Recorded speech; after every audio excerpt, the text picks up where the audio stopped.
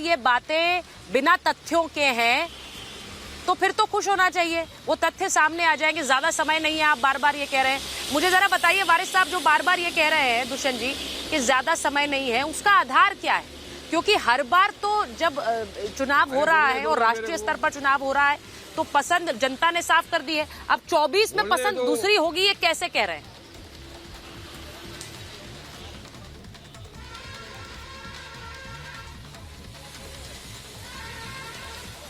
वारिस साहब ये सवाल मेरे को किया है सुचेता जी? जी जी सवाल मुझे किया है क्या? जी सुचेता जी, सबसे पहले एक बात मैं आपको बताना चाहूंगा कि आपके टीवी के, माफ कर दीजिए, जी जी मैं ये बताना चाहूंगा कि आपके टीवी के स्क्रीन के ऊपर जहाँ पे अजय भाई बैठे हैं और हर्षवर्धन जी बैठे हैं, उसके ऊपर आपने लिखा है जीत का एजेंडा, और जहाँ पर हम लोग बैठे हुए हैं, मैं बाकी दूसरे, तो उसके ऊपर आपने लिख दिया है झूठ का पुलिंदा। अब सबसे पहले तो आप इसको चेंज कर दीजिए, क्योंकि पूरा के पूरा झूठ का पुलिंदा उस तरफ है और जीत का एजेंडा हमारी तरफ है। हमारे ऊपर ये चेंज करिए। इसका मतलब ये नहीं है कि आप झूठ का पुलिंदा है। वारिस साहब, लेट मी जस्ट क्लैरिफाई, ये जो ऊपर हमारे ऊपर लिख दिया है झूठ का पुलिंदा, वहाँ लिख दिया जीत का एजेंडा, बदली करो। नहीं, सुन लीजिए, तो मैं आपके लिए और जनता के लिए क्लैरिफाई कर दूं, ये वो झूठों का बगीचा, आप झूठों का बगान, जो मौजूदा सरकार है उसकी बातों को झूठ का पुलिंदा कह रहे हैं, इसलिए लिखा है, और वो अपनी जीत का एजेंडा कह रहे हैं, इसलिए लिखा है। क्लैरिफाई कर रही हूँ, आप नहीं है झूठ का पुलिंदा। अरे हमारे लिए ये झूठों का बगीचा है पूरा के पूरा बीजेपी। सुनिए, अभी इतनी सारी बात कर दी अजय आलोक ने, और हर्षवर्धन जी ने क्या कहा कि देखिए आपकी तो बात लिखी है, आपको तो खुश होना चाहिए। सबको घर दिया, सबको खाना दिया, सबको राशन दिया। हर्षवर्धन जी, मुझे ऐसा लगा आपकी बात सुनकर कि 2014 जब से मोदी जी आए तभी से सबको घर मिला, पानी मिला, राशन मिला, रास्ते मिले, सड़क मिली, यूनिवर्सिटी, स्कूल, हॉस्पिटल सब मिला। उसके पहले तो हमारा भारत देश पूरा एक जंगल था। जंगल 14 के पहले ना खाना था, ना पानी था, ना रास्ते थे, ना यूनिवर्सिटी थी, ना स्कूल था। अरे कितना झूठ बोलोगे आप, कितना झूठ बोलोगे। अरे 15 लाख रुपया देने की गारंटी थी, आज तक नहीं मिला। 2 करोड़ युवाओं को रोजगार देने की गारंटी थी, आज तक नहीं मिला। हाँ, और आगे प्रधानमंत्री आवास योजना की इतनी बड़ी बातें डंका मार रहे। चलो मेरे साथ औरंगाबाद, कल ही आया हूं वहां से, एक भी प्रधानमंत्री आवास योजना के तहत मुसलमानों को घर नहीं मिला। क्यों नहीं दिया, वजह तो बताओ। हाँ, और ये दे रहे तो टैक्स पेयर के पैसे दे रहे ना। आपने एक चीज अच्छा किया, लाखों करोड़ रुपया लोन आपके दोस्त उद्योगपतियों का आपने माफ कर दिया। ये आपने क्यों नहीं बताया? 14 के बाद से अभी तक बड़े बड़े अंबानी अडानी लोगों के जो लोन थे, आपने 1-1 लाख करोड़ रुपया लोन माफ किया। एक किसान को ट्रैक्टर लेने के लिए अगर 50,000 लोन चाहिए, अजय आलोक घट जाती है जिंदगी, नहीं मिलता उसको 50,000 रुपया लोन। अरे आपको मिल जाएगा, हम डालेंगे तो हमको भी लोन नहीं मिलता। अजय आलोक भाई, ये बात कर दिया मोदी जी ने। वो माफ किया, पैसे किसके थे? लाख करोड़ जो माफ किया लोन उद्योगपतियों का, किसका था? मेरा टैक्स पेयर का पैसा था, हमारी हक हलाल की कमाई, हमारी मेहनत पसीने का कमाई का पैसा था, वो आपने माफ कर दिया। और यहाँ क्या बड़ी बड़ी बातें, मोदी जी ने ये कर दिया, वो कर दिया। हाँ, मोदी जी ने और बीजेपी ने एक चीज बहुत किया, 2002 से जब से आए सिर्फ एक एजेंडा चला है, नफरत।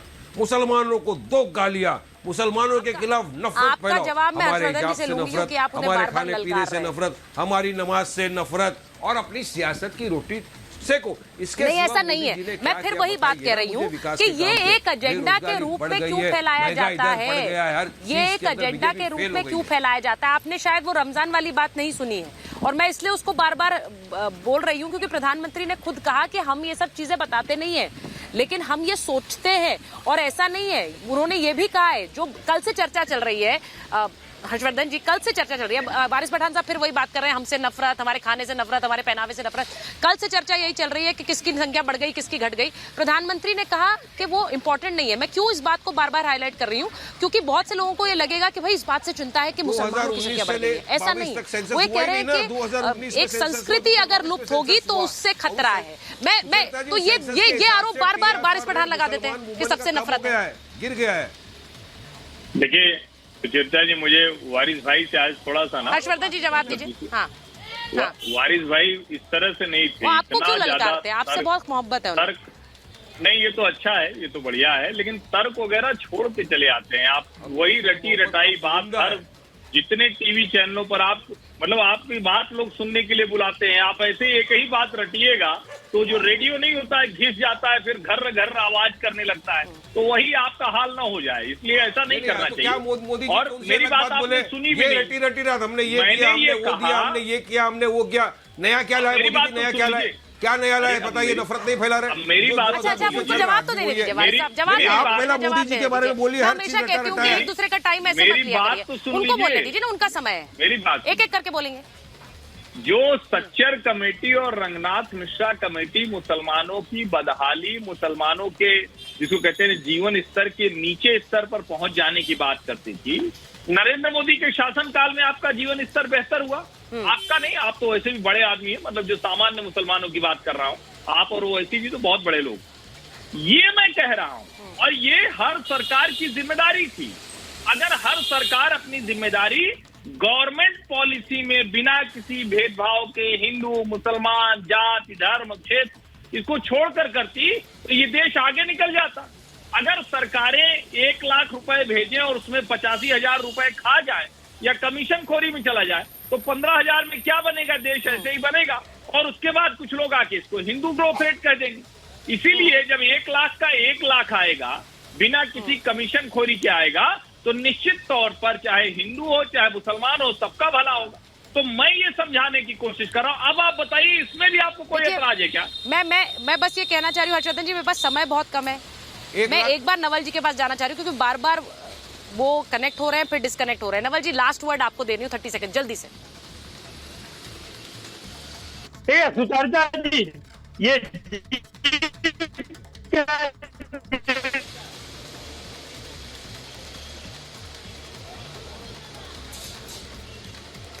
देखिए आपका ऑडियो फिर नहीं आ रहा है। अब मुझे मैं बहुत माफी के साथ कहना चाहूंगी, मैं आपको बार बार कनेक्ट करवा रही हूँ लेकिन कुछ दिक्कत है, उस वजह से आपको ऑडियो नहीं आ रहा है। इसमें मेरी कोई साजिश नहीं है, लेकिन मुद्दे बहुत सारे, बड़ी हेडलाइंस इस इंटरव्यू से निकली, इसीलिए कोशिश ये थी कि उन हेडलाइंस पर चर्चा हो सके, बात हो सके आज, क्योंकि अक्सर हम देश के बड़े मुद्दों पर बात करते हैं। आज ये इंटरव्यू सबसे बड़ा मुद्दा है देश में, इसीलिए आज के दिन पूरा देश देख रहा है प्रधानमंत्री नरेंद्र मोदी का ये इंटरव्यू। बहुत बहुत धन्यवाद आप सबका महाभारत में जुड़ने के लिए।